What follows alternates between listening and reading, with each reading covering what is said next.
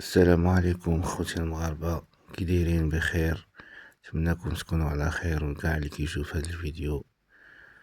خوتي، بغيت نهضر معكم في هذا الموضوع ونشارككم على هاد عيسى ديوب.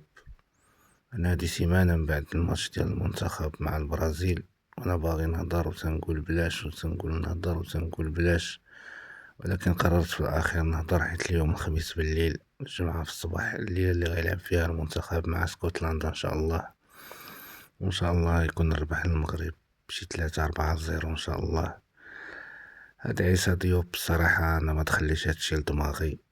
المنطق تيقول ما يمكنش. والسيد قبل من كل شيء، واخا تكون مو مغربية، انسان باين عليه سينيغالي.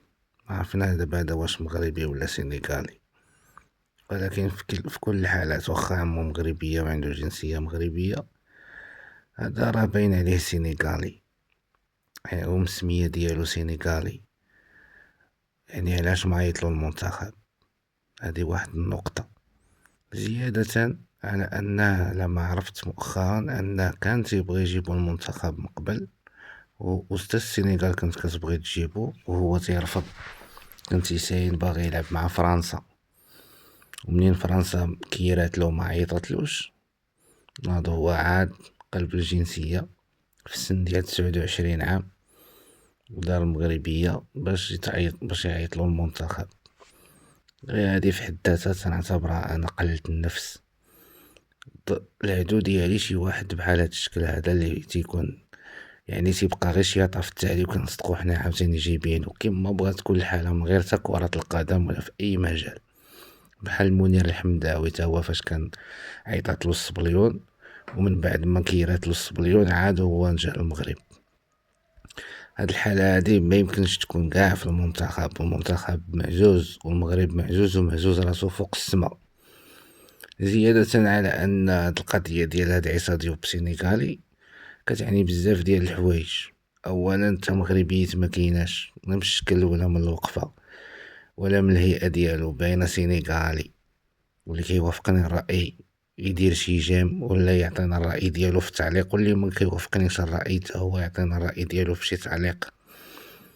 في نفس الوقت القضية ديال سينيغالي ثقيل، باينة في الوقفة ديالو، في الجرية ديالو ثقيل، في اللعب ديالو. يعني ماشي لا في المستوى ولا في الشكل ولا في النوعية ديال لعب الكرة المغربية. هذا غادي يخرج على المنتخب وغادي يخرج علينا كلنا المغاربة، كيف راه كان يخرج علينا في الماتش الاول كونتر البرازيل. فهاد النوعية هادي ما كتمشيش في الريتم، ما كتساعدش باش تكون الكوكبة غادية في اتجاه واحد. هذا دابا عندنا واحد بحال عندنا نقص وخصاص في داك البوست، يعني غادي يكون عندنا بحال شي حاجة سلبية في داك البلاصة. وكان غير باينة من الهيئة ديالو والشكل ديالو والتجرية ديالو مغربي، نقولو ماشي مشكل. اما راه حتى اللي مو مغربية راه سيدنا عاد كيف طلق لهم باش تبقى تعطيهم الجنسية. كاع اللي مو مغربية ما كانش يعطيو الجنسية اصلا. ملي خدا الجنسية ماشي معناه انه راه صافي مغربي غادي نعيطولو. مغربي على الراس والعين، مرحبا امك مغربية خديتي جنسية، ولكن الشكل ديالك باينة سينيغالي، مسميتك سينيغالي. وحنا عندنا في الاسلام اصلا الانسان تيتبع الاصل ديال الاب ديالو، مادام الاب ديالو سينيغالي فراه تيبقى سينيغالي. والسيد ما بغاش يجي لا للسينيغال ولا المغرب، وباغي فرنسا. فاش شاف راسو دار 29 عام وما بقى له ما يضرب فيها الضربة في شي كاس عالم واحد اخر، ناض هو قلب الجنسية ردها مغربية على 29 عام، وعاد باش يجي يلعب قالك في المغرب، بلا ان المستوى ديالو ناقص بزاف. ماشي هو هذا المستوى ديال باش يكون حتى في الاحتياط ديال المنتخب.